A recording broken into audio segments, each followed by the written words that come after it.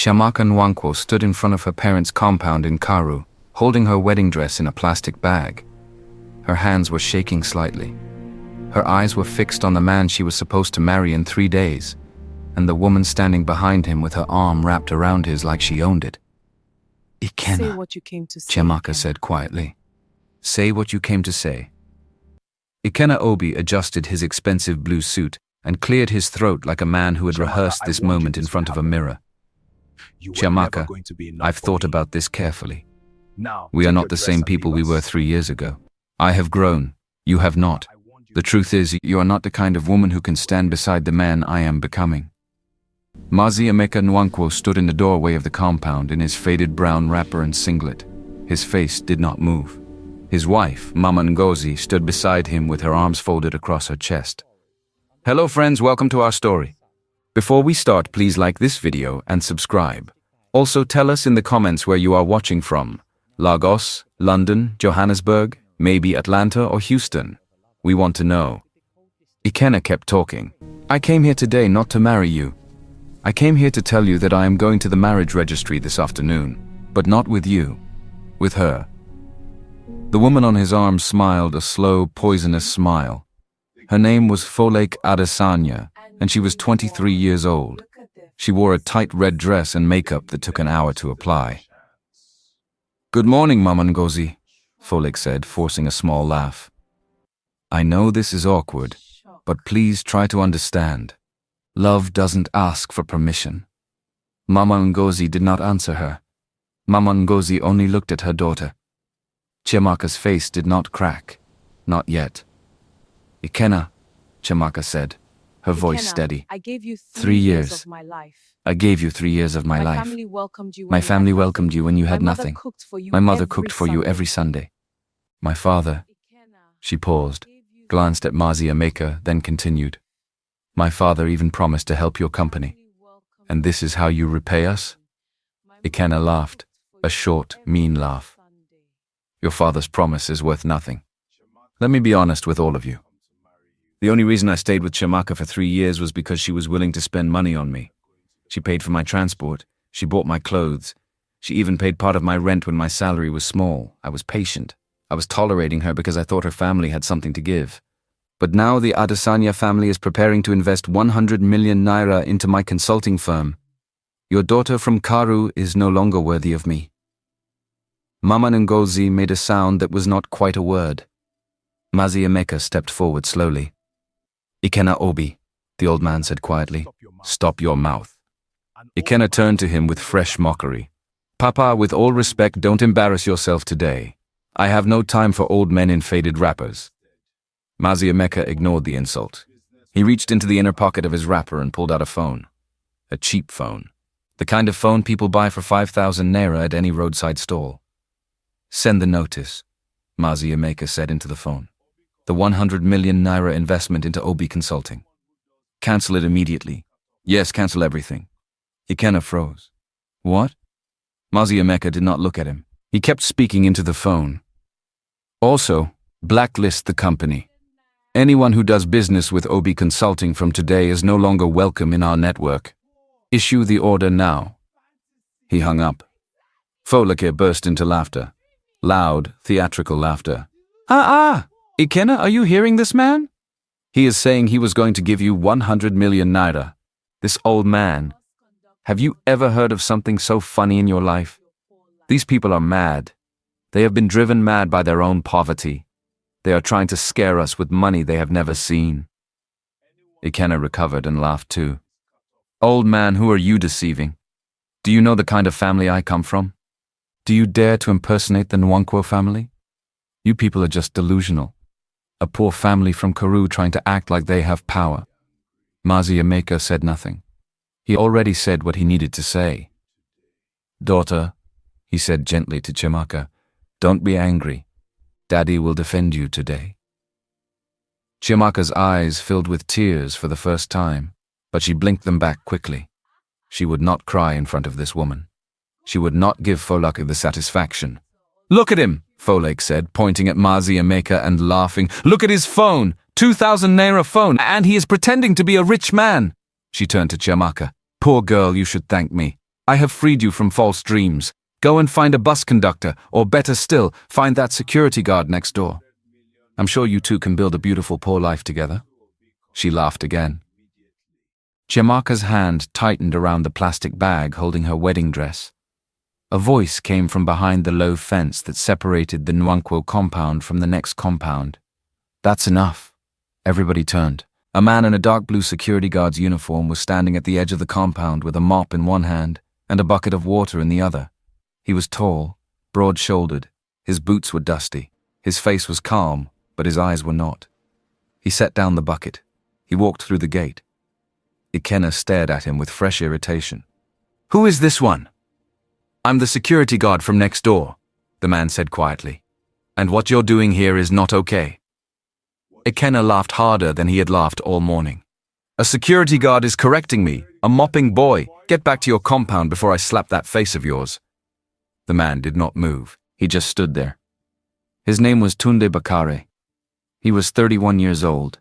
He was wearing a 5,000 naira security guard uniform over a body that had not done physical labor in 9 years. 3 weeks ago, he had been sitting in his penthouse in Echo Atlantic, Lagos, looking out over the ocean and feeling nothing. He had 2 engagements that had ended badly. A third woman had walked out on him the moment she discovered his company had a temporary cash flow problem. A problem he had invented to test her. After the third one left, he had sat in his penthouse all night and made a decision. He was going to disappear for a while. He was going to find out what the world looked like when nobody knew his name. The next morning, he had called his head of operations and said, "Find me a small compound in Abuja that needs a security guard. Something quiet, nothing fancy." 3 days later, Tunde Bakare, the founder and CEO of Bakare Industries, a conglomerate valued at over $2.4 billion, had taken a bus to Abuja, put on a security guard's uniform, and started cleaning a compound in Karu for 45,000 naira a month. Nobody knew. Nobody suspected. And this morning, while he was mopping the front of his employer's compound, he had heard a man's voice from next door telling a woman she was not good enough, and something inside him had said, "No, not today, not to this woman." He had put down the mop and walked through the gate. "Apologize to her," Tunde said quietly. Ikenna stepped forward with fake confidence. "You think because you have big shoulders you can intimidate me? I am a businessman. I wear suits. You wear a security guard uniform. Do you know what we call people like you? We call you servants. Now get out of my face before I forget I am a gentleman." "Apologize to her," Tunde repeated. His voice did not rise. It did not need to. There was something in the steadiness of it that made Folek take half a step backward without realizing she had moved. Ikenna noticed. His laugh was thinner this time. "Folek, let's go. I don't argue with mop boys." He grabbed her hand. They turned toward the gate. Ikenna paused at the gate. He turned back to shout one last insult. "Chiamaka, marry the security guard. The two of you deserve each other. Sweep the streets together and count your kobos." They left. The gate clanged shut. The yard was silent. Chiamaka did not move for a long moment. Then she crossed the yard slowly and stopped in front of Tunde. "What is your name?" she asked. "Tunde." "Tunde, thank you What's your name? for what you just did. It was kind." Thank you, Tunde. "It was nothing, For what Ma. you did, it was kindness. It wasn't nothing. It was kindness. And kindness from a stranger on a morning like this is the biggest thing in the world."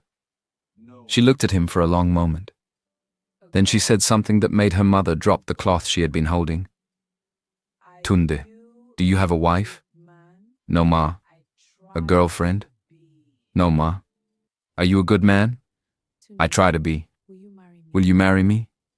Tunde blinked. He was a man who had negotiated billion-naira deals without flinching. But the question from this woman in a blue dress holding a wedding dress in a plastic bag made him completely quiet. "Ma, I don't understand." "I am serious, Tunde. I don't want to play with you. I want to marry you, today, right now. We can go to the marriage registry together. I know it sounds crazy, but that man who just left told me I am worthless, and I have decided that I will not spend even one more hour being called worthless by anyone. I saw what you did. You walked into a stranger's compound to defend a stranger. No man has ever done that for me, not even the man I was supposed to marry in 3 days. So I am asking you, not because I love you. I don't know you. but because you look like the kind of man who would make a woman feel safe. And I am tired of being afraid." Tunde stared at her. Mama Ngozi made another small sound, but this time it was something close to a laugh. Mazi Emeka was smiling a small, private smile that no one noticed. Tunde looked at the woman standing in front of him, a woman he had known for less than 5 minutes, a woman whose entire morning had just been destroyed, a woman who, despite all of it, was still standing straight with her chin up. He thought about his mother in Ibadan. His mother, who had told him before she died that the right woman would love him when he had nothing. He thought about his penthouse in Echo Atlantic. He thought about the 3 women who had walked away when they thought his money was drying up. He looked at Chiamaka, and he made a decision that would shock everyone he knew. "Yes," Tunde said. Mama Ngozi dropped her cloth for the second time. Mazi Emeka's smile became slightly larger. Chiamaka's eyes filled with tears, not of sadness this time. And she turned to her parents. "Mama, Daddy, we're going to the registry." Mama Ngozi recovered quickly. Wait. My daughter, are you mad? You are marrying a man you met 2 minutes ago?" "Yes, Mama. You don't know him. You don't know his family. You don't know—" "Mama," Chiamaka said quietly, "I knew Ikenna for 3 years and I still didn't know him. Sometimes time doesn't teach you anything. Sometimes one moment tells you everything." Mama Ngozi opened her mouth to argue. Then she closed it. She looked at Tunde. She looked at him for a long time. Then she walked forward and took his hands in her own. "Tunde," she said quietly, "listen to me very carefully. My daughter has had the worst morning of her life. She is making a decision that could destroy her or save her. I don't know which one it is yet. But I want you to understand something. If you are not the man you appear to be, if you have come into our lives to hurt her, I will find you. I am 60 years old. I have nothing to lose. I will find you and I will make you wish you had never walked through that gate this morning. Do you understand me?" Tunde met her eyes. He did not blink. "Mama, I understand. And I promise you, on the life of my own mother in Ibadan, I am exactly the man I appear to be. I will not hurt your daughter." Mama Ngozi searched his face for a long time. Then she nodded. "Come, let us go to the registry." Mazi Emeka spoke for the first time. "I will come too. I want to see what this young man's signature looks like." They went to the marriage registry in a danfo, a yellow, rattling, crowded danfo from Karu to Central area. Tunde insisted on paying the fare because he said he could not allow his new father-in-law to pay on his wedding day. Mazi Emeka did not argue. He only smiled that small, private smile again. At the registry, the clerk, a tired woman who had seen many strange things in her career, processed the forms with bored efficiency. Names? Chiamaka Adaora Nwankwo. Tunde Olufemi Bakare. Witnesses? Mazi Emeka and Mama Ngozi raised their hands. Sign here, and here, and here. They signed. 11 minutes later, they walked out of the registry as husband and wife. On the steps of the registry, Tunde turned to Chiamaka and held up the marriage certificate. "Wife," he said carefully, trying the word. "Husband," she said. "Where do we go now?" "I have a small flat in Karu. We can stay there for now. I have staff quarters next door to your parents. We will figure out the rest together." Mama Ngozi insisted on cooking jollof rice to welcome her new son-in-law. They went back to the compound. While the rice was cooking, Tunde quietly stepped outside to make a phone call. He walked 3 blocks away. He pulled out a second phone from inside his boot. Not the basic phone he had been carrying for 3 weeks. A different phone. A very expensive phone that he had hidden at the bottom of his security guard uniform. He dialed a number. A man picked up on the first ring. "Boss?" "Emma, listen to me carefully. I've gotten married this morning." There was a long silence on the other end. "Boss, say that again." "I got married. To a young woman named Chiamaka Nwankwo, from Karu. This is not a joke. I need you to pause the disguise operation immediately. I am still going to live in the staff quarters for now. She thinks I am still a security guard. I am going to tell her the truth very soon, but not yet. I want to see a few more things first." "Boss, are you sure about this? You don't know this woman." "Emma, I know enough. I will explain later. For now, I need 3 things from you. 1. Transfer $5 million to my discretionary account. I may need it soon. 2. Have the penthouse in Maitama prepared. I may bring her there this week. 3. Send someone to quietly find out everything about Ikena Obi and Obi Consulting. I want his entire business destroyed by tomorrow morning. Boss, who is Ikena Obi? The man who broke my wife's heart this morning. Emma paused. Understood, boss. Tunde ended the call. He put the phone back into the hidden compartment in his boot. He walked back to the compound. He sat at the small wooden table beside his new wife and ate jollof rice and listened to Mama Ngozi talk about how she had been cooking this particular recipe for 40 years and how the secret was patience and palm oil from a specific woman in Lugby Market. That night, in the small flat in Karoo, Chiamaka put a mattress on the floor of the sitting room for Tunde and said, "Until we know each other better, you will sleep here. I hope you understand." Tunde smiled. "I understand. Good night, Tunde." "Good night, Chiamaka." She went into the bedroom. She closed the door. She lay on her small bed in the dark and thought about the day. She had been publicly humiliated by her ex-fiancé.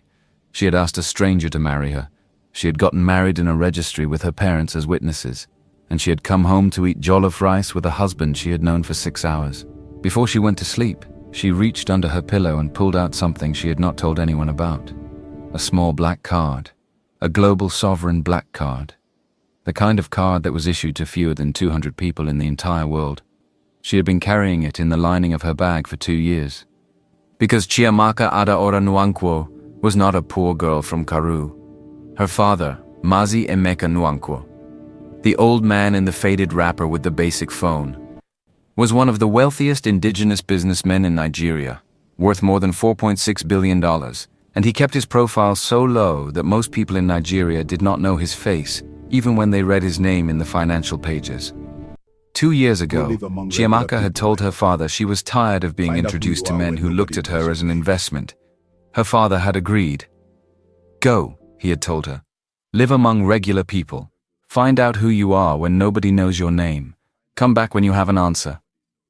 She had rented the small flat in Karoo. She had taken a job as a teaching assistant at a small primary school. She had met Ikena 6 months later. He had thought she was a poor girl. For 3 years, she had let him think it. She had believed he was a good man who loved her for herself. This morning, she had discovered she was wrong. She looked at the black card in her hand. Then she slid it back into its hiding place.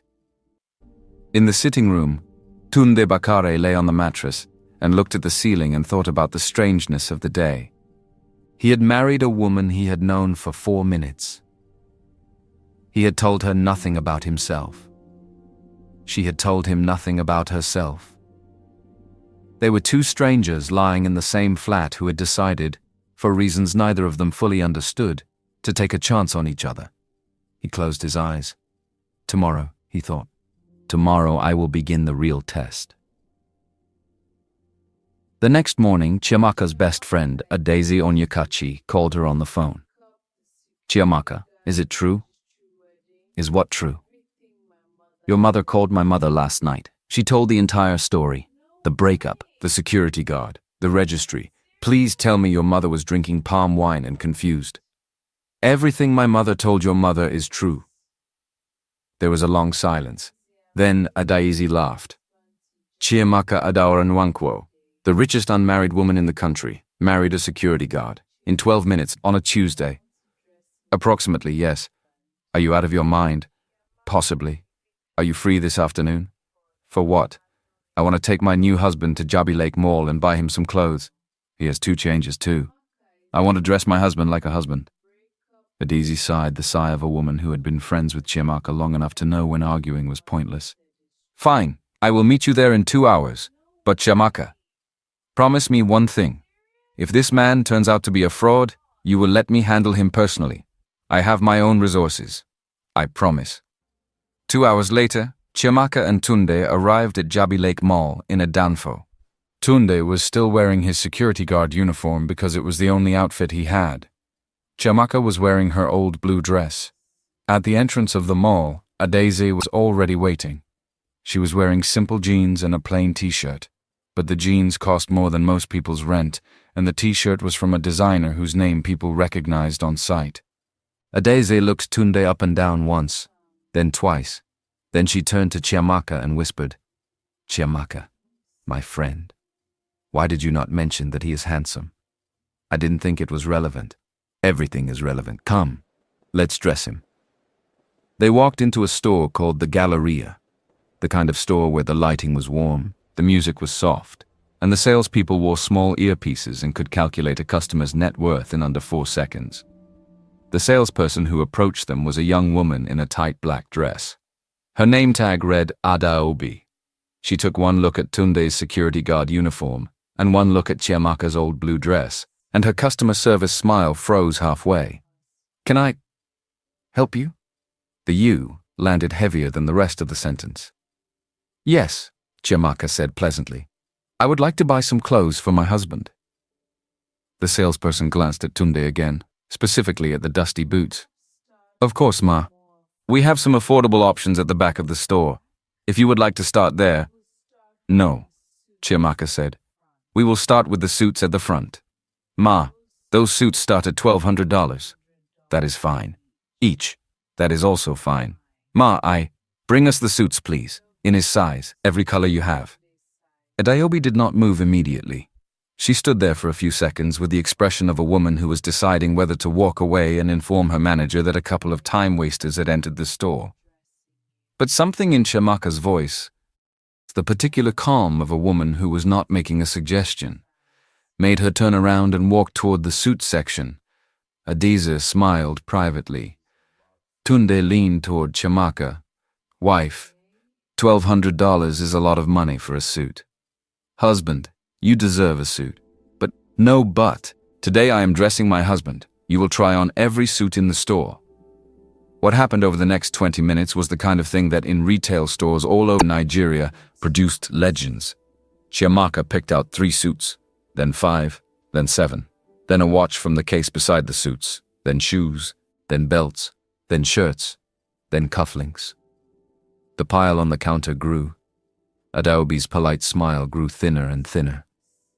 Adizi added items to the pile whenever she walked past. 2 other salespeople gathered quietly around the register, whispering to each other. "She is going to embarrass herself. Look at her. She cannot afford any of this. Watch, she is going to ask for a discount and then leave." "Total it up for me, please," Chiamaka said. Adaobi tapped her tablet. The total appeared. $24,600. The 2 other salespeople stopped whispering.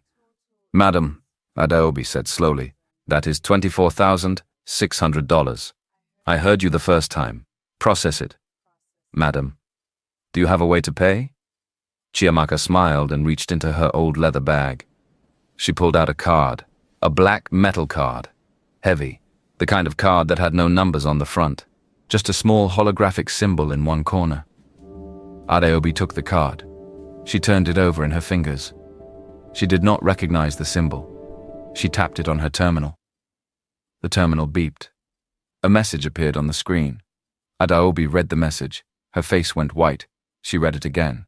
She looked up at Chiamaka. "Madame, please. One moment." She hurried to the back of the store. 10 seconds later, the store manager rushed out, a man in a gray suit, middle-aged. The kind of man whose job depended on never ever mishandling a customer like the one who had just walked into his store. He bowed slightly before he even reached them. Madam, I am so sorry. Please. I apologize on behalf of Adaobi. She did not recognize the card. Please, allow me to personally assist you today. Whatever you want, I will arrange it. With a 40% discount. Please. Please forgive the oversight." Chiamaka smiled politely. "It is fine.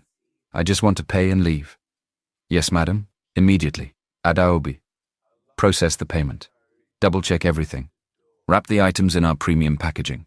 Call security to escort the madam to her car." Adaobi's hands were shaking as she tapped the terminal. The payment went through. The manager wrapped each item personally. He carried the bags to the front of the store himself. He bowed twice as they left. Tunde walked beside his new wife, carrying the shopping bags and trying very hard not to show the expression on his face. He had recognized the card immediately, a global sovereign black card. There were fewer than 200 of them in the entire world. He had one himself. It was in a safe in his penthouse in Lagos. The card was not something a poor girl from Karoo would have. It was not something even a rich girl from Abuja would have unless her family was very, very rich. Something in his mind began to shift. He did not say anything. He just carried the bags. But he filed the moment away in the part of his brain that kept track of things that did not add up. They walked out of the Galleria and into the main concourse of the mall. They had taken about 12 steps when Chiamaka's face went still. Tunde followed her gaze. Ikenna and Folake. They were standing in front of a jewelry shop. Folake was pointing at something inside the display case. Ikenna was nodding. Chiamaka's steps slowed. "Chiamaka," Adizi said quietly, "we can go the other way. The other exit is right there." "No, let's keep walking." They kept walking. They almost made it. Folake looked up, her eyes locked on them. Her face went through the full cycle of recognition. Shock, then amusement, then malicious joy. "Ikenna! Ikenna! Look who is at the mall!" Ikenna turned. His eyes fell on Chiamaka, then on Tunde. In his security guard uniform, carrying expensive shopping bags, then on the shopping bags themselves, with the Galleria logo on them. His face did the exact same cycle Folake's had done, except slower, and with one additional emotion that Folake's had not included: confusion. "Chiamaka?" Ikenna stepped forward. "What are you doing here? This mall is not for people like you." "I am shopping," Chiamaka said. "With what money? Did you steal those bags? Did your poor security guard husband pickpocket somebody?" Folake laughed loudly. Every shopper in the concourse turned to look. "Or," Folake said, eyes gleaming, "did you sell yourself at the back of the mall? Is that what this is? Chiamaka, have you become a runs girl now? Is that how you bought those clothes?" The laugh she gave after saying it was sharp and cruel. Tunde set down the shopping bags. He set them down slowly, very slowly, every motion deliberate. He straightened. He turned his body slightly so that he was facing Folake directly. "What did you say to my wife?" His voice was quiet. Folake's laugh died in her throat. "What did you say to my wife?" "I was joking." "I was only joking, Tunde." "Say it again." Tunde, "Tunde," let it go. Chiamaka said. "Let it go. She is not worth it." He did not look at his wife. He was still looking at Folake. And Folake, who had spent her life getting away with saying cruel things because nothing ever happened to her afterward, felt for the first time in her life the particular fear of a person who has said the wrong thing to the wrong man. Ikenna stepped in. "Stay out of this, security guard. This is a conversation between me and my ex-fiancé." "It stopped being your conversation the moment you opened your mouth about her." "And what will you do about it?" Tunde finally turned his head to look at Ikenna. He did not say anything. He just looked. And Ikenna, despite the suit and the watch and the designer shoes, took a half step backward without realizing it. Then Ikenna saw something that made him forget everything else. He saw a small jade pendant hanging from a chain around Chiamaka's neck. A simple piece of jewelry, pale green, worn. The kind of thing a person might pick up at a roadside stall for a few hundred naira. Something about it made him angry. It made him angry because it was a thing she had before she met him, and would have after he left, and it reminded him that she existed without his permission. He reached out, fast. Before anyone could stop him, he grabbed the pendant. "And what is this? Is this the cheap rubbish you have always worn? Look at this thing. This is the real Chiamaka, not the fake bags, not the fake watch, this plastic stone from Wu's market." He yanked, the chain broke, the pendant came free in his hand. He held it up between his thumb and finger. "Look at it. This is what you really are, pretending to be rich in a borrowed watch while wearing a plastic stone around your neck." He dropped it on the marble floor. He stepped on it. The stone cracked once, then again. The pale green pendant split into 3 uneven pieces. For 1 second, the entire concourse was completely silent. Then Chiamaka made a sound. Not a scream, not a cry. A soft, sharp intake of breath, the sound of a woman being struck somewhere very deep. Tunde looked at her face. He saw what was on it. Not anger, not yet, but loss, a very specific loss. And then Mazi Emeka and Mama Ngozi walked around the corner. They had been on their way to meet their daughter and Tunde for lunch. They had heard Folake's loud laugh from the food court and had come to investigate. Mama Ngozi saw her daughter's face first. Then she saw the broken pendant on the floor. Then she saw the man standing over it. She made a sound that was not a sound. It was something older than a sound. Marries Emeka did not make any sound at all. He walked forward slowly. He knelt on the marble floor of the mall in his faded brown wrapper. He picked up the 3 pieces of the broken pendant. He cradled them in his palm. He stood up slowly. He looked at Ikenna. "Do you know what you just broke?" "A cheap stone. Calm down, old man." "That pendant," Marries Emeka said quietly, "was carved by my great-grandfather. From imperial green jade, the rarest grade in the world. It has been in my family for 102 years. It was given to me on the day I turned 12. I gave it to my wife on the day we were married, and she gave it to my daughter on her 16th birthday." He looked at the 3 pieces in his hand. Its value at the most recent formal valuation was approximately $3 million. The concourse went dead silent. Ikenna laughed, a nervous laugh. "You are lying, old man. $3 million. For that. You are trying to scare me." Marries Emeka did not answer him. He reached into his wrapper and pulled out his cheap phone. He dialed a number from memory. "Adamu, it is me. Yes, I want you to destroy Obi Consulting. I don't mean blacklist. I mean destroy. By the end of business today, I want every contract that company holds cancelled. Every loan called in. Every supplier instructed to stop deliveries. Every client informed that their contract is void. Every employee paid out. By tomorrow morning, I want that company to no longer exist. Do you understand me?" "Yes. And one more thing. I want the public announcement to go out from my office tonight. State clearly that anyone in Nigeria who continues to associate with Mr. Ikenna Obi will be considered an enemy of my family. Yes. Use that language. Exactly that language. Issue it tonight." He hung up. He put the phone back in his wrapper. He looked at Ikenna one more time. "Goodbye, young man." He turned to Chiamaka. "Come. Mama cooks stew, let us eat." He walked away. Mama Ngozi gathered Chiamaka under her arm and walked after him. Tunde picked up the shopping bags. He paused beside Ikenna for 1 full second. He did not say anything. He just looked at him with a look Ikenna would remember every single night for the rest of his life. Then Tunde walked after his wife and his in-laws. Ikenna stood in the middle of the mall concourse with the broken pieces of the pendant scattered at his feet and Folek's hand still clutching his arm. "Ikenna," Folek said. "Ikenna, what did that old man mean? He said he was going to destroy your company." He was bluffing. Poor old man bluffing. But Ikenna's phone in his pocket had just started ringing, and it would not stop ringing for the rest of the afternoon. By 6 o'clock that evening, Obi Consulting no longer existed. Every contract had been cancelled. The bank had called in 2 loans at once. 3 major clients had sent identical termination emails with no explanation. The office landlord had sent a letter declaring the lease void. The 4 employees had received their final salaries by bank transfer and a short note thanking them for their service. Ikenna sat in his flat in Wuya, staring at his phone, trying to understand how an old man in a faded wrapper had dismantled a 6-year-old company between lunch and dinner. Then his cousin Bayo called. "Ikenna, are you watching Channels TV?" "What?"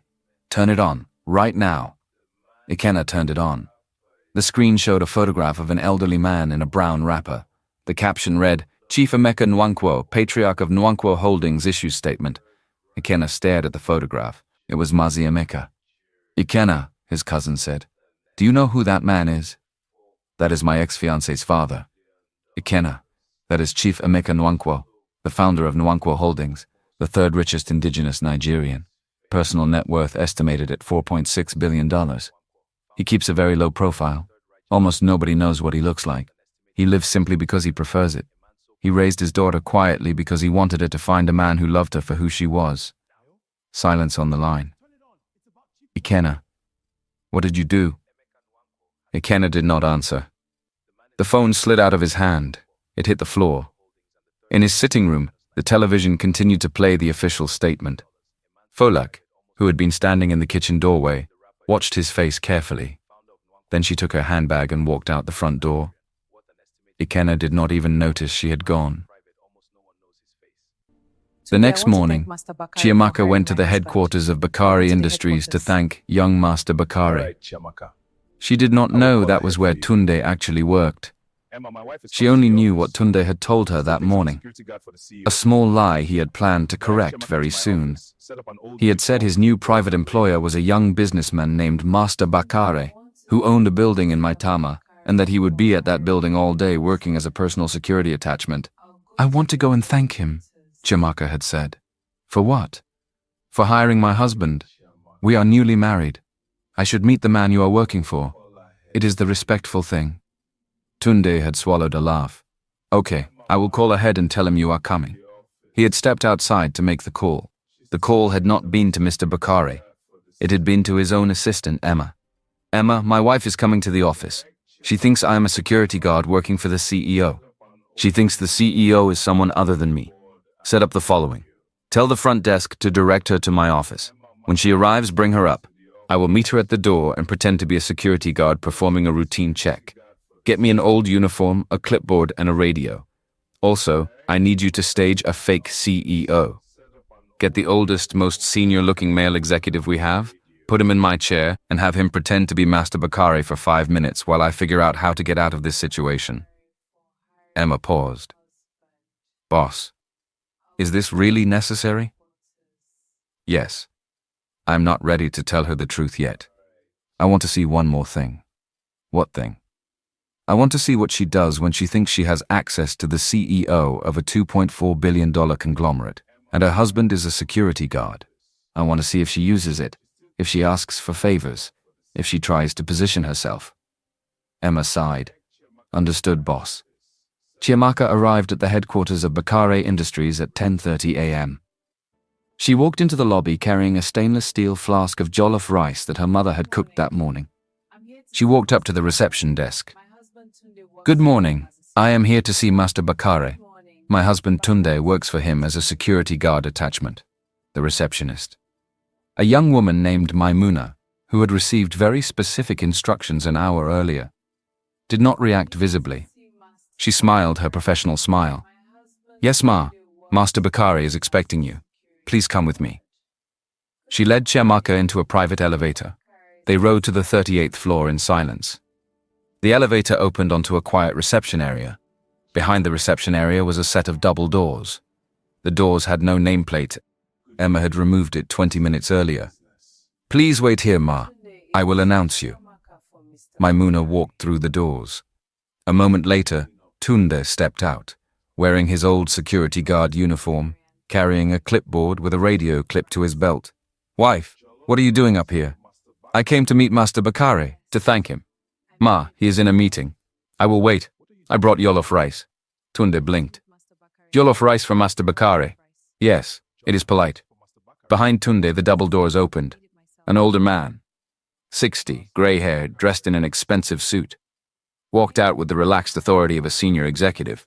Emma had chosen him specifically because he had been the oldest vice president in the company for 15 years and had the kind of face that people instinctively associated with CEOs. His name was Mr. Adeyemi. "Tunde, is this your wife?" Mr. Adeyemi asked. Tunde nodded stiffly. "Yes, sir. Sir, this is Chiamaka. Chiamaka, this is Master Bakare." Chiamaka stepped forward and held out the flask.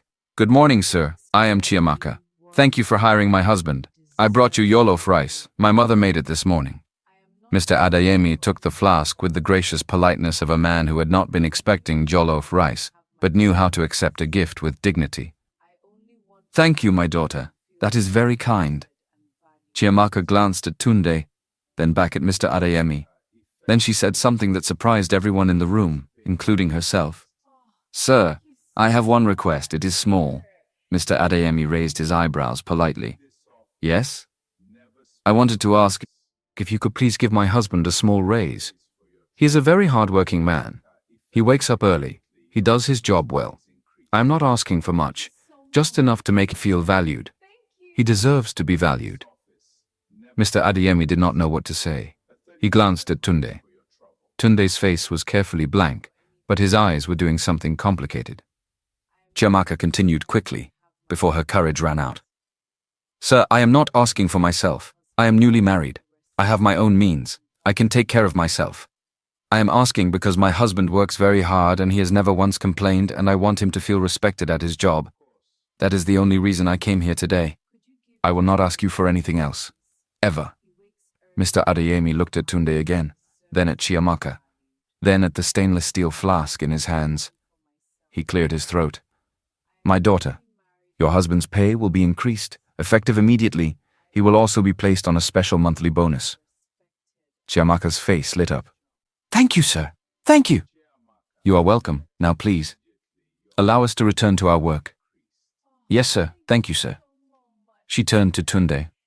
She kissed him quickly on the cheek, in front of his boss, which was something she had not planned to do, but which felt right. Then she left. Maimuna escorted her back down to the lobby. The moment the elevator door closed, Tunde turned to Mr. Adeyemi and said very quietly, Sir, I need you to leave my office, immediately. And I need you to never speak of this day to anyone. And I need you to accept the 30% raise I'm putting on your personal salary starting today, as compensation for what I just put you through. Mr. Adeyemi smiled. Boss, it was my pleasure. He walked away carrying the hollow rice flask, and Tunde went into his office and closed the door and sat behind his desk for 5 full minutes without moving. Then he pressed the intercom. Emma, my wife just came to my office to ask the CEO for a raise for her husband. She did not ask for anything for herself. She did not mention money. She did not hint at connections. She asked for a raise for the man she thought was a poor security guard. Boss, what do you want to do about it? 2 things. 1. I'm going to give her more than she has ever imagined. 2. I am going to hire her, not as a favor, as a real employee. I want her on the corporate team. She has exactly the kind of character this company needs. Draft an offer letter. Title her as a special projects officer. Monthly salary, $12,000. Tell her the position was approved by Master Bakare personally after meeting her. Emma paused. Boss, $12,000 a month. For a girl with no corporate experience. Emma, she has the only qualification that matters. Make the offer. Yes, boss. Later that afternoon, when Chiamaka returned to the compound in Karu, a courier arrived with a sealed envelope for her. Inside was an offer letter on Bakari Industries' letterhead. She read it 3 times, then she called Tunde. Tunde, something strange just happened. Master Bakare has offered me a job. What? A job at Bakare Industries, as a special projects officer. $12,000 a month. $12,000? Yes. Tunde, this is too much. Is he giving me this because of you? I don't know. Maybe. I can't accept it. It feels like charity. Chiamaka, listen to me. Master Bakare is the kind of man who does not give charity. If he made you an offer, it is because he thinks you are worth the offer. Take the job. Are you sure? I am very sure. She took the job. She started the next morning. She was given a small office 2 floors below Tunde's real office. Tunde arranged for all of her tasks to be genuine work, real corporate problems that needed real solutions. Because he wanted to see whether her instincts were as good as her character. Within 2 weeks, he had his answer. She was remarkable. She identified 3 inefficiencies in the company's procurement process that had been missed by 3 different audits. She wrote a report that saved the company $600,000 in the first month. She handled a delicate negotiation with a supplier in Port Harcourt without knowing that the supplier was secretly owned by Bakare Industries, which meant Tunde had direct visibility into how she conducted herself in professional settings. She conducted herself perfectly. Tunde sat in his office on the 38th floor and read her reports and watched her from a distance and fell deeper in love with her every day. And he still had not told her the truth. He was waiting for the right moment. The right moment arrived a few days later, but not in the way he expected. A week after Chiamaka started working at Bakari Industries, she called a particular dealership in Maitama, Crown Auto, and asked for the manager. Good morning, sir. This is Chiamaka. I want to buy a car for my husband. The manager on the other end of the line straightened in his chair immediately. Yes, ma. Which model? The limited edition S-Class. I saw it in your showroom last month. Is it still available? Ma, there are only 3 of that model in the entire country. We have 1 left. Reserve it for me. I will come this afternoon. Yes, ma. Do you want us to prepare the paperwork in your name? Yes. Chiamaka Nwankwo. The manager paused. Ma, just Chiamaka Nwankwo? Not your other name? Just Chiamaka Nwankwo for today? Yes, ma. Understood, ma. Crown Auto was not a random dealership. Crown Auto was a Nwankwo Holdings subsidiary. Chiamaka owned it. But nobody outside of her father's inner circle knew that. And she had been operating under her mother's maiden surname for 2 years. Nwankwo was her mother's family name, not her father's. So even the staff at the dealership had only ever seen her as a silent shareholder who occasionally called to check on operations. That afternoon, Chiamaka took a taxi from Bakari Industries to Crown Auto. She had told Tunde she was going out to run an errand. She wanted the car to be a surprise. She walked into the dealership in her simple work clothes. The receptionist recognized her immediately and stood up. Madam, good afternoon. The manager is expecting you. This way, please. She was led into the main showroom where a gleaming black limited edition S-Class was parked under a spotlight. The manager hurried toward her. Madam, everything is ready. All we need is your signature. The car will be delivered to whatever address you... Chiamaka! A voice from the entrance of the dealership made everyone turn. Folake Adesanya was standing at the entrance. Beside her was an older man in an expensive suit, 62 years old, heavy-set, wearing a gold wristwatch and an expression of permanent entitlement. His name was Director Yakubu. He was the chairman of a mid-sized engineering firm in Garki, Director married, Yakubu, I want that. and currently in the middle of what he believed was a discreet affair with Folake, who had attached herself to him within 48 hours of being abandoned by Ikenna. Folake's face lit up with malicious joy. Look what we have here. My darling, she said, turning to Director Yakubu. Look at this. Do you see this woman? This is the poor girl I was telling you about. Chiamaka, the one whose security guard husband thinks he is somebody. Director Yakubu laughed a deep, indulgent laugh. Ah, this is her? Yes, darling. And now she is in a Mercedes dealership pretending she can afford a car. Chiamaka, are you here to clean the showroom floor? Chiamaka did not react. She just looked at Folake steadily. The manager of the dealership stepped forward. Madam Folake, is there a problem? Director I want Yakubu, that car, Get it for me Folake today. said, pointing Manager, at the what's the limited price on this? edition S-Class. Sorry, sir, it's already My darling will buy it reserved. for me. By whom? Today. Huh? Right now. That's it. I am sorry, madam, but that car has been reserved. By who? By... Chiamaka raised a hand slightly, and the manager stopped mid-sentence. By a customer, the manager said carefully. A customer? What kind of customer? Is it her? Folake pointed at Chiamaka and laughed. That one? Reserving a limited edition Mercedes. Is this a comedy show? Director Yakubu stepped forward with the calm swagger of a man who had spent 40 years believing money was the answer to every question. Manager, how much is that car? That's a joke. Sir, the price is $180,000. I will pay $200,000, cash, right now. Folake squealed. My darling. Chiamaka looked at Director Yakubu with polite interest. Sir, she said quietly, the car is reserved for me. I have already committed to the purchase.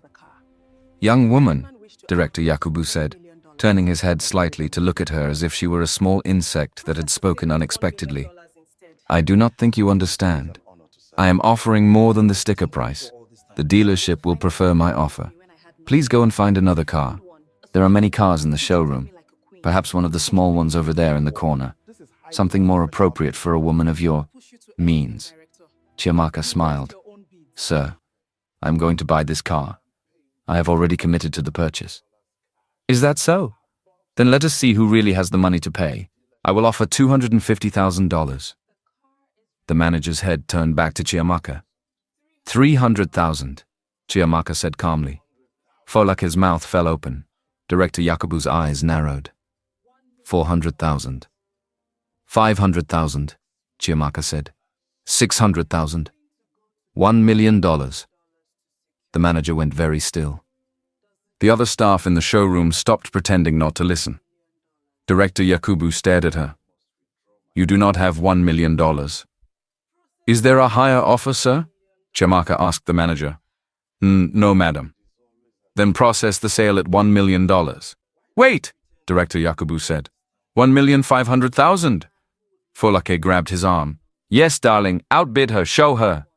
$2 million, Chiamaka said. 3 million, Director Yakubu shouted. 5 million, Chiamaka said. The showroom was dead silent. $5 million for a car that had a sticker price of $180,000. Director Yakubu stared at her.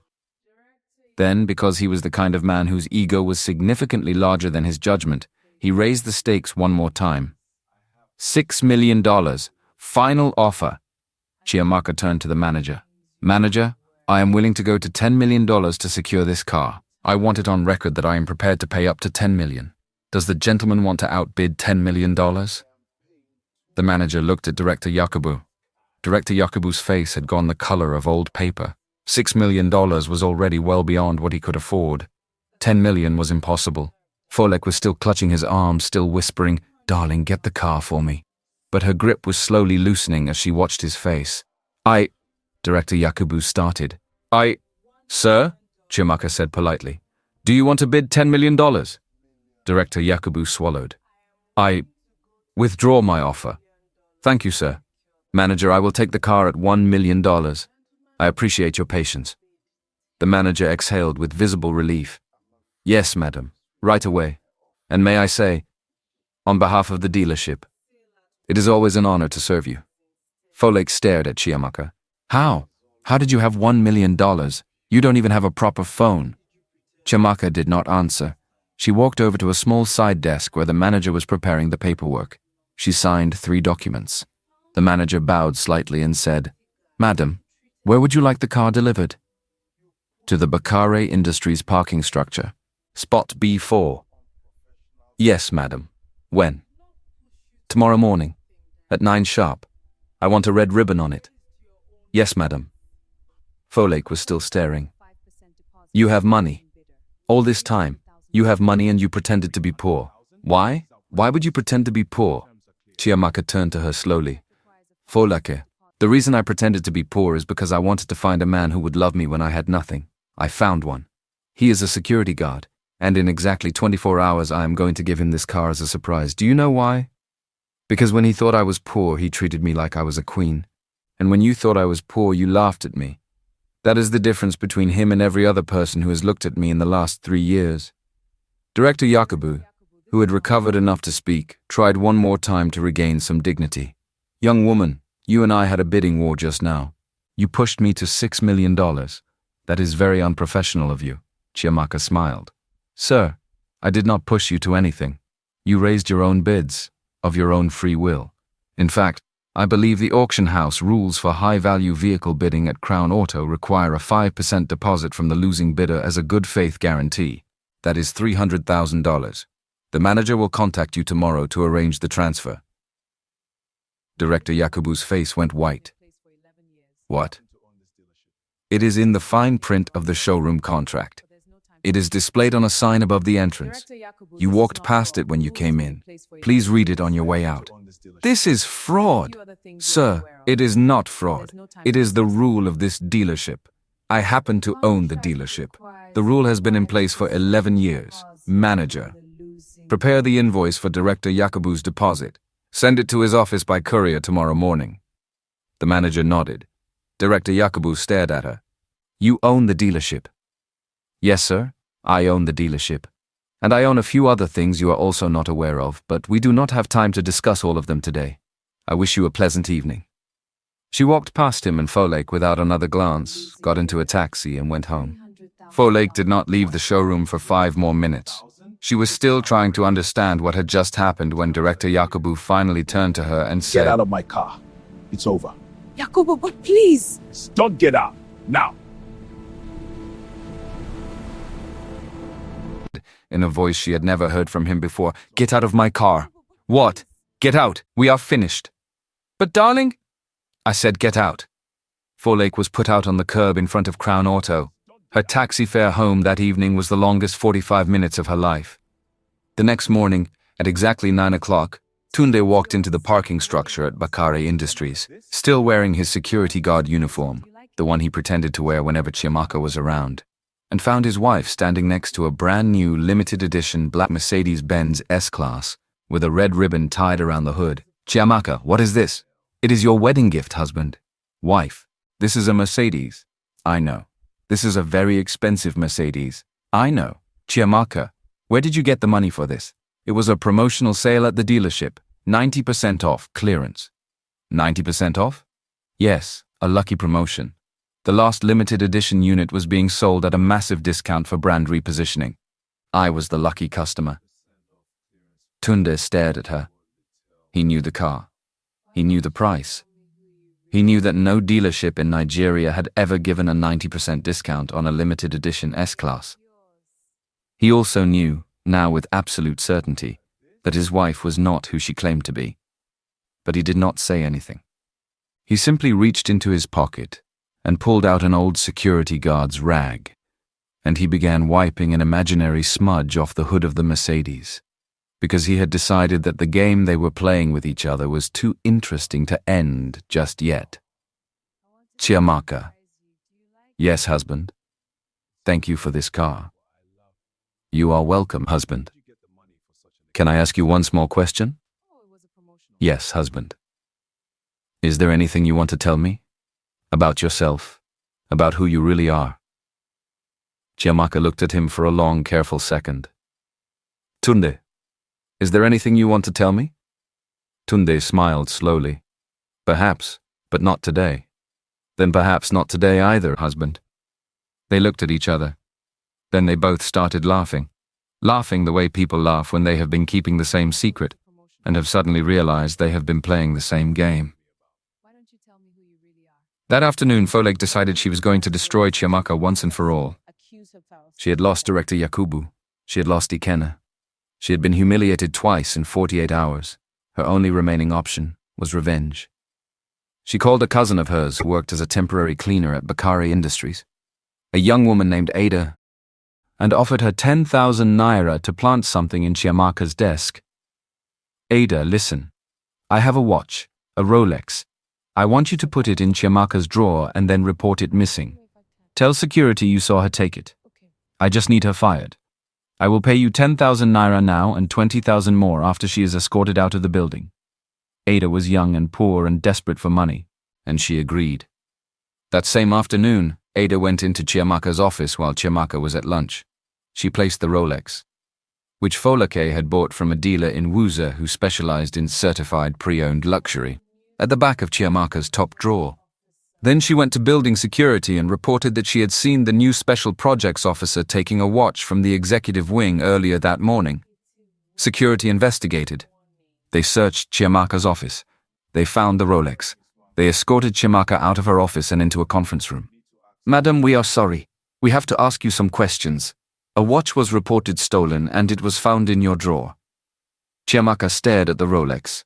That is not mine. I did not put it there. Madam, please do not lie. We have a witness who says she saw you take it this morning. A witness? Who? We cannot disclose the identity of the informant, but we have enough to bring you to the attention of Master Bakare personally. He is on his way. Chiamaka's heart started beating faster. Not because she was afraid of Master Bakare. She was not. But because she was afraid of Tunde. Tunde worked for Master Bakare. If she was fired on her second week, it would embarrass her husband. She did not want to embarrass him. The door opened. Tunde walked in. He was wearing his security guard uniform. Behind him was Emma, his real assistant, carrying a tablet. Then the doors opened again, and the man who had been introduced as Master Bakare, the 60-year-old vice president, Mr. Adeyemi, walked in with an expression of carefully practiced gravity. Chiamaka noticed something.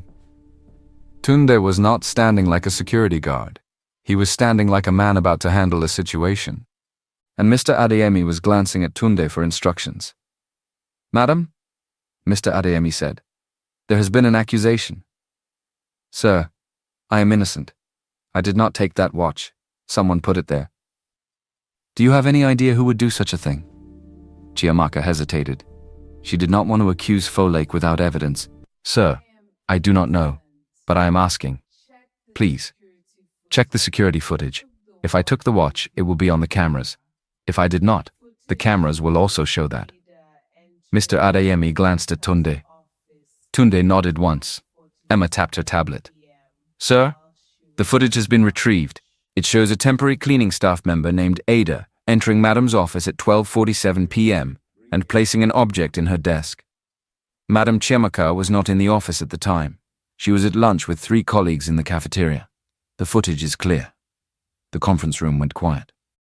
Mr. Adeyemi's face hardened, not in the theatrical way of a senior executive performing for a subordinate, in the genuine way of a man who had been given a clear picture of what had happened. Bring Ada here, now. Ada was brought in 5 minutes later. She was sweating. She had not expected security to move this fast. When she saw the footage of herself on the tablet, footage she had not known existed, because the executive wing had a hidden secondary camera system that only Tunde and Emma knew about. She began to cry. Please, sir. Please, I was paid. I was paid by someone to do it. Please do not fire me. Who paid you? Mr. Adeyemi asked. Ada hesitated. Tunde took one step forward. Just one step. Ada's eyes flicked to him, and she said immediately, a woman named Folake Adesanya. She gave me 10,000 naira. She said she would give me 20,000 more after Madam was fired. Chiamaka closed her eyes. Tunde did not move. He just stood there, calm, but every muscle in his body had become very still. Ada, Mr. Adeyemi said, you are terminated. You will be escorted out this building. You will also be reported to the police for conspiracy to commit fraud. You will spend the night explaining yourself to an officer. Please, sir, take her out. 2 security officers took Ada away. Mr. Adeyemi turned to Chiamaka. Madam, I apologize for the misunderstanding. You are not in any trouble. You may return to your office. Chiamaka nodded. She was shaking slightly. Tunde stepped forward. Sir, with your permission, I will escort my wife back to her office. Yes, please do. Tunde took Chiamaka's hand. He led her out of the conference room. The moment they were in the hallway and the door had closed behind them, Chiamaka turned to him. Tunde. Yes. How did Master Bakare know about the hidden cameras so fast? I don't know. Maybe he was already monitoring. And how did Emma have the footage ready? I don't know, Chiamaka. And why did Master Bakare look at you before making decisions? Tunde did not answer immediately. Chiamaka stopped walking. She turned to face him fully. Tunde, who are you? He looked at her. He looked at her for a long second. Then he said, let us go back to your office. Then I will tell you something.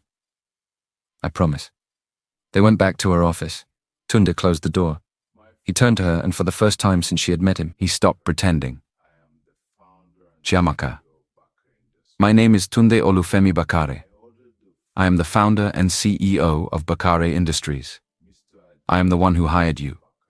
I am the one who had the security footage retrieved. I am the one the old man was looking at because he is not Master Bakare. I am. I have been pretending to be a security guard for 3 weeks because I wanted to disappear for a while and find out what it felt like to be treated by the world as a nobody. When I walked into your parents' compound that morning, I was not there because I was a security guard. I was there because I heard a man insulting a woman, and I decided that defending strangers was still worth doing, even when you had nothing. When you asked me to marry you, I said yes, because I had been waiting for someone to look at me like I was a man and not a wallet. I am telling you this now because I love you, and I cannot lie to you for one more day. Chiamaka stared at him. For a long moment, she did not react at all. Then she started laughing. Not hysterical laughter, just quiet, genuine laughter. The laughter of a woman who had been holding something heavy and could finally set it down. Tunde stared at her. Wife, why are you laughing? Because, Tunde, I have something to tell you too. What? My full name is Chiamaka Adara Nwankwo. My father is Chief Emeka Nwankwo, the old man and the faded rapper who destroyed Ikena's company with one phone call. He is the 3rd richest indigenous man in Nigeria. I am his only daughter. I have been pretending to be a poor teaching assistant for 2 years for exactly the same reason you have been pretending to be a security guard. I own Crown Auto, the dealership I bought your Mercedes from. I own several other things too. And I have been terrified for 2 days that you were going to find out the truth about me and feel deceived. Tunde's mouth opened slightly.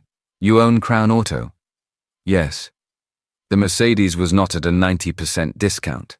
No, it was at the regular price, $1 million, plus a deposit from director Yakubu that I am currently in the process of collecting. Tunde started laughing too. Both of them stood in Chiamaka's small office on the 36th floor of Bakare Industries and laughed until the laughter turned into tears and then into silence. And then Tunde held her face in his hands and kissed her for the first time. It was a real kiss, not a polite one, not a careful one. It was the kind of kiss that two people share when they have been hiding the same secret from each other and have just discovered that the other person was hiding exactly the same one in return. Wife. Yes, husband. I love you. I love you too, husband. We need to tell our parents. Yes. My father is going to laugh until he cries. Mine is not alive, but if she were, she would laugh too. They went downstairs. They took the Mercedes. They drove to Karu. They sat at Maziameka's small table and told him everything. Maziameka did not say anything for a long moment. Then he did something Chiamaka had not seen him do in years. He laughed, a deep, rolling laugh that filled the small sitting room and made Mama Ngozi come running from the kitchen. What is it? What happened? Maziameka wiped his eyes. Our daughter has married Tunde Bakare, the founder of Bakare Industries. Mama Ngozi blinked. What?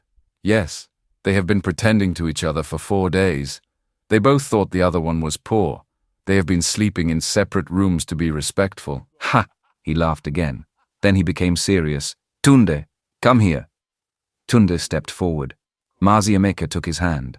My son, you have done what few men do. You walked into my compound that morning to defend a woman you did not know. You saw nothing to gain and you still walked in. That is the only test I have ever cared about. Welcome to our family. Come forward. Tunde swallowed. Sir. Thank you. Mama Ngozi began to cry. Not sad tears. The tears of a woman who had been worried about her daughter for 3 years and had just been told she did not need to worry anymore. 2 nights later, there was a charity auction at the Transcorp Hilton. The kind of event that brought together the wealthiest people in Abuja under one roof. Chiamaka had a reason to be there. Her father had asked her, as a private favor, to publicly bid on a piece of jewelry called the Crown of the Niger, a historic necklace commissioned by her great-great-grandfather in 1908, which had been quietly sold out of the family collection decades ago and had now returned to the market. Her father wanted her to buy it back. He wanted her to buy it in public. He wanted the Abuja business community to see that the Nwankwo family was reclaiming its history. Chiamaka agreed to bid. She did not tell Tunde. She wanted it to be a surprise. And she did not know that Folak, who had spent the past 2 days scheming for revenge, had managed, through a series of pathetic favors, to attach herself to a new sponsor named Chief Akintola, an older businessman with more money than sense, who had agreed to take her to the auction as his guest. Folak intended to use the auction to destroy Chiamaka publicly. She did not yet know that Chiamaka owned Crown Auto. She did not yet know about Bakare Industries. She only knew that she wanted Chiamaka humiliated. The bidding started. The Crown of the Niger was brought out under a spotlight. The auctioneer opened the bidding at $200,000. Several bidders raised their paddles immediately. Chiamaka watched quietly from her table. Then Folak stood up. $500,000, she shouted dramatically. Chief Akintola beside her raised his paddle. 600,000, Folak said. The auctioneer noted the bids. The auction continued. After several rounds, only 3 bidders were left. Chiamaka, Folaka, on Chief Akintola's behalf, and a quiet man in a dark suit representing a private collector. The bids climbed. 1 million, 2 million, 5 million, 10 million. The quiet man in the dark suit withdrew at 10 million. Now it was only Chiamaka and Folak. Folak's face was bright with competitive joy. Chief Akintola was sweating. $20 million, Folak shouted. Chiamaka raised her paddle. 30 million. The room gasped. Folak's eyes burned. She leaned over and whispered to Chief Akintola, "My darling, please, do not let her win, please. I will do anything." Chief Akintola, whose pride had now become more expensive than his bank account, nodded. $40 million. $50 million, Chiamaka said calmly. The room went completely silent. $50 million for a single necklace was unheard of even at a high-end auction. The auctioneer looked at Chief Akintola. Chief Akintola stared at Folake. Folake stared at him. He swallowed. I withdraw. Sold, the auctioneer announced. The crown of the Niger, to the lady in the green dress of $450 million. Chiamaka stood up.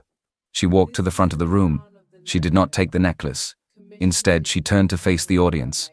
Ladies and gentlemen, before I collect my purchase, I would like to say a few words. The auctioneer nodded respectfully. The crown of the Niger was commissioned in 1908 by my great-great-grandfather Onyema Nwankwo. It has been in the Nwankwo family for most of the last 100 years. My father, Chief Emeka Nwankwo, asked me to bid on it tonight because he wanted to reclaim it in public. I am happy to inform everyone here that tonight, the crown of the Niger has returned to its rightful home. The room erupted in applause. Folake's face went white. Chiamaka continued speaking. I would also like to address Chief Akintola. Sir, you bid against me tonight. You pushed the price to $40 million before withdrawing. The auction rules require a 5% deposit on the highest bid from the losing bidder. That is $2 million. The auction house will contact you tomorrow. Chief Akintola made a sound like a strangled animal.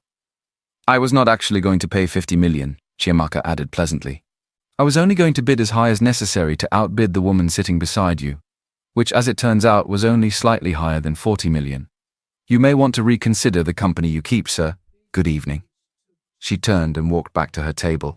Folake stood up suddenly, her face twisted with rage. You planned this! You knew I would bid! You knew! Folake, sit down. No, you have been hiding everything. You are not poor. You have always been rich, and you let Ikenna and me believe. Yes, I let you believe what you wanted to believe. I let you show me who you really were. Both of you failed. Ikenna failed. You failed. Now sit down before you embarrass yourself further. Folake did not sit down. Something in her finally snapped. She grabbed a champagne bottle from her table. She raised it above her head. She ran at Chiamaka, Before you embarrass yourself further. who had been sitting quietly at the back of the room, watching his wife handle the evening without his help because he knew she did not need it. Stood up fast, very fast. Faster than anyone in the room expected a man to move.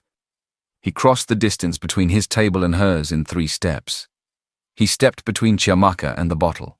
The bottle came down. It struck him on the side of the head. He fell. Blood.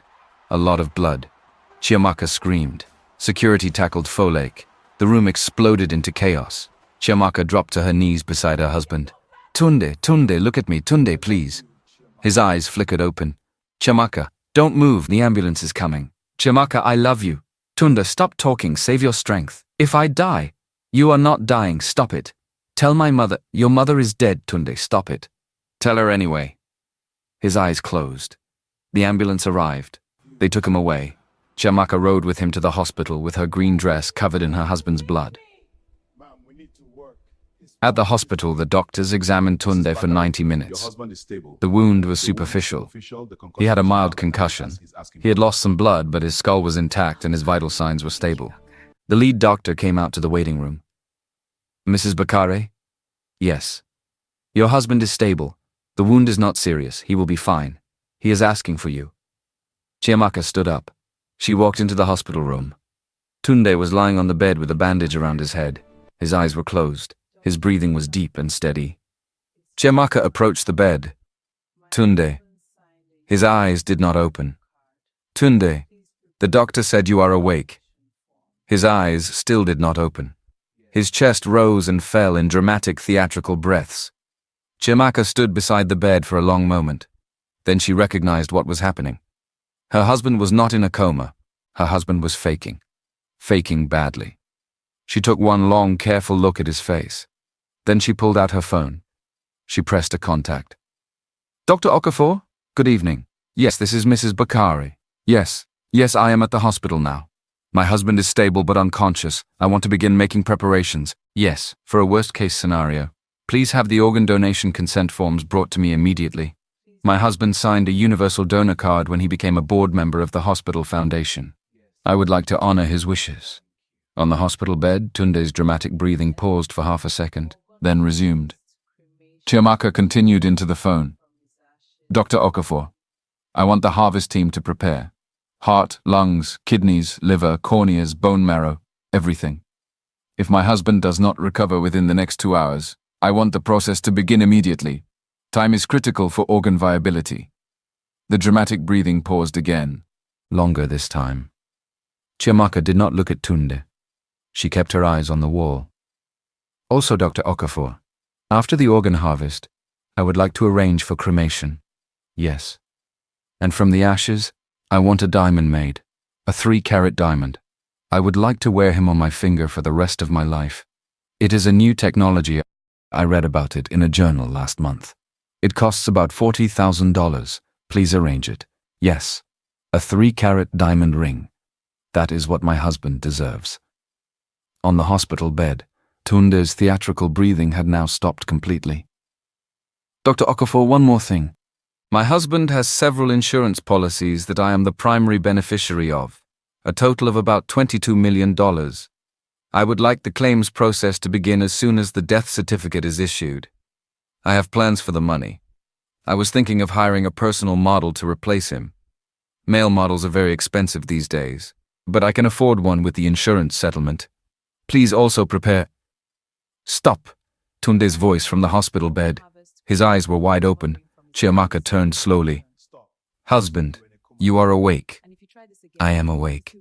That is wonderful. You were in such a deep state, I was preparing for the worst. Chiamaka, I was faking. Faking? Yes. I wanted to test you. I wanted to see if you loved me for me or if you had married me out of some kind of revenge against Ikenna. I wanted to see if you would be sad or if you would be relieved, so I pretended to be in a coma. Tunde, that is very cruel. I know. I am sorry. I have been a fool. You have. You were not really going to harvest my organs, were you? Tunde, I am the daughter of Chief Emeka Nwankwo. If you had actually been in a coma, I would have done exactly what I just described. I would have harvested every organ, turned you into a ring, and used the insurance money to replace you with a male model. I am completely serious. Tunde stared at her. Then he started laughing. He laughed until the bandage on his head shifted. He laughed until the doctor came in to check on him. He laughed until Chiamaka started laughing too. When the laughter finally stopped, he reached out and took her hand. Chiamaka. Yes. I will never fake a coma again. That is wise. I love you. I love you too. But if you ever pull a trick like this on me again, I will actually turn you into a ring, not a 3-carat one, a 2-carat one. And I will set it in silver, not gold, just to disrespect you. Tunde laughed again. He kissed her hand. He kissed her forehead. And the two of them. The billionaire CEO and the heiress of one of the largest indigenous fortunes in Nigeria, married for 4 days, still not entirely sure how it had all happened. Stayed together in the hospital room until the morning came. Folake was arrested that night for assault. Her father refused to post bail. She spent 3 weeks in a holding cell before her case went to court. She was eventually sentenced to 18 months in prison. Nobody from her former social circle visited her even once. Ikenna, having lost his company, his fiancé and his entire network, left Abuja and returned to his village in Anambra. The last anyone heard of him, he was working as a clerk in his cousin's small provisions shop. He had stopped wearing suits. He had stopped mentioning the name of the woman he had once called beneath him. When people in the village asked him about his time in Abuja, he simply said, I made a mistake. A very expensive one. Chief Akintola paid the $2 million deposit. It was more than he could afford, but the Nwankwo family made sure the auction rules were enforced. His marriage collapsed within 6 months. His company was acquired by a competitor the following year. He moved to Kaduna and started selling generators. Chiamaka and Tunde kept the small flat in Karu. They expanded it by buying the flat next door and knocking down the dividing wall, but they refused to move out of the neighborhood. Mazi Emeka and Mama Ngozi continued to live in their compound. Mama Ngozi continued to cook jollof rice every Sunday, and Tunde continued to show up in his old security guard uniform every Sunday morning, because he had decided that was the version of himself he liked best. Chiamaka was formally promoted to Executive Vice President of Bakare Industries. Within a year, she was running 3 of the company's divisions. Within 2 years, she had increased their profitability by 30%. The business press began to write about her. She refused all interviews. The crown of the Niger was kept in a private safe in Chiamaka's new office. She wore it once a year, on her wedding anniversary. The rest of the year, she wore a simple gold chain with a small jade pendant that her father had given her to replace the one Ikenna had broken. The simple pendant was the one she loved. One Sunday, as she sat on the veranda of her parents' compound eating jollof rice with Tunde and watching the sun set over Karu, Mama Ngozi came and sat beside her. "My daughter." "Yes, Mama. I want to tell you something. I have been thinking about it for a long time." "What is it?" "When you asked that man to marry you in our compound that morning, I was terrified. I thought you had lost your mind, but now I understand what you were doing."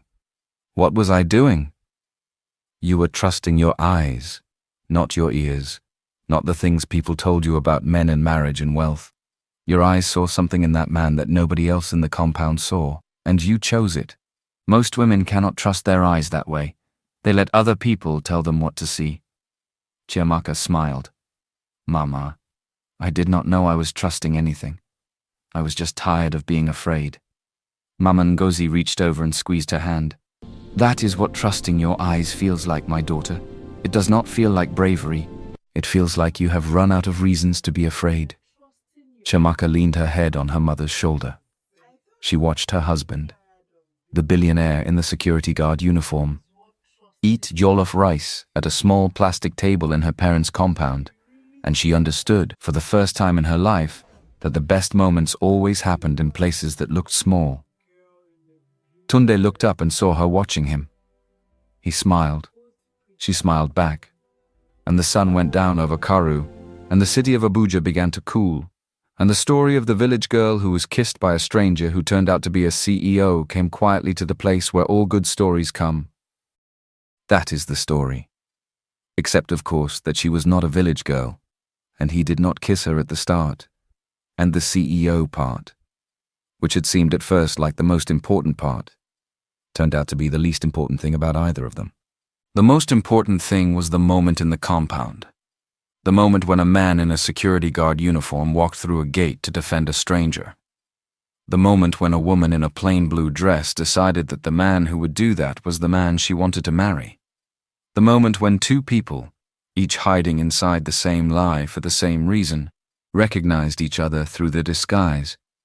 If you find someone who would walk into a stranger's compound to defend you when they had nothing to gain, marry them.